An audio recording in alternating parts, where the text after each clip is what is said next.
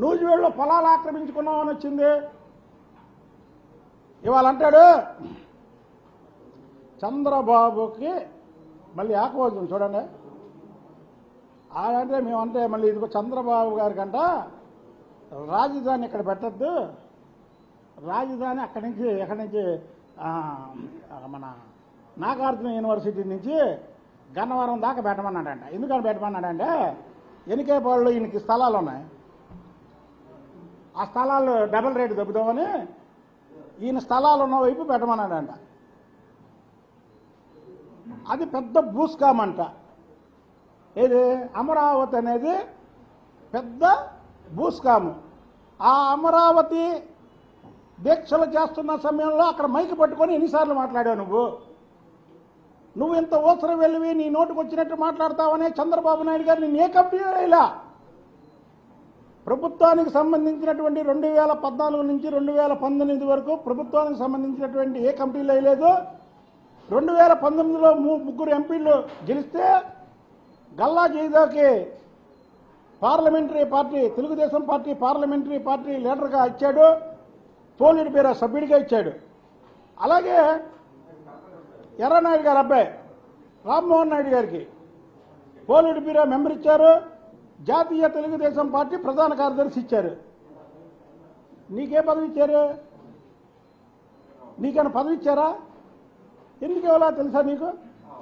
నువ్వు విశ్వాసం లేని వ్యక్తివి, నీ నోటు వాగడు ఎక్కువైంది. ఏదో అందరితో పాటు సీట్ ఇచ్చాం కానీ వీడిని ఇంక ఎంకరేజ్ చేయకూడదు అనే ఒక తలంపుతోనే నీకు ఇవ్వాలా. 2 ఎంపీలకి పక్కనున్న ఎంపీకి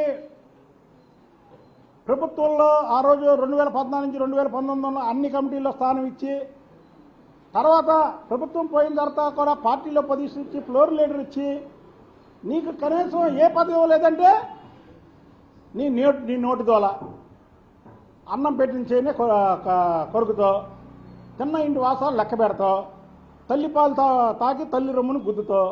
కాబట్టి నిన్ను చంద్రబాబు నాయుడు గారు దూరంగా పెట్టుకొచ్చాడు. తిరువురు సభకి నిజం నువ్వే పెట్టావు. పెట్టడంలో ఏమని నన్ను రావద్దన్నారు, నా జోక్యం కలెక్ట్ చేసుకోవద్దన్నారు. నువ్వు మంచివాడు అయితే ఎందుకు చేసుకోవద్దంటారు? ఎవరికైనా చెప్పారా? నువ్వు తిరువూరు వెళ్ళి 50 నిమిషాలు వీరంగం చేసావే తిరువూరు పార్టీ ఆఫీసులో. ఓ దళిత వర్గానికి చెందినటువంటి వ్యక్తి దాదాపు 50 లక్షల రూపాయలు ఖర్చు పెట్టుకొని పార్టీ ఆఫీస్ కడితే అందులోకి వెళ్ళి వీరంగం చేశాడు. ఏ తాడేపల్లి ప్యాలెస్కి వెళ్ళాక మనం వీరంగం చేయలేదు. అక్కడ ముట్టి మీద కొడతారు అక్కడికి వెళ్ళి చేస్తే. ఇదేం బూతు మాట కాదండి, పిల్లలు అంటారు.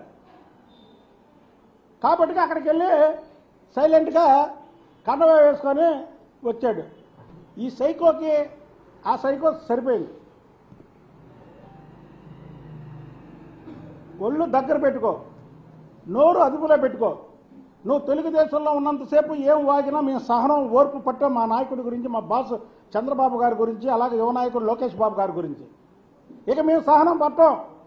నువ్వు చంద్రబాబు నాయుడు గారిని ఏమైనా వాగినా, లోకేష్ బాబు గారి గురించి ఏమైనా వాగినా, వాళ్ళ కుటుంబం గురించి ఏమైనా వాగినా, ఏ కుక్కతో కలిసి ఈ కుక్క మరిగినా సరే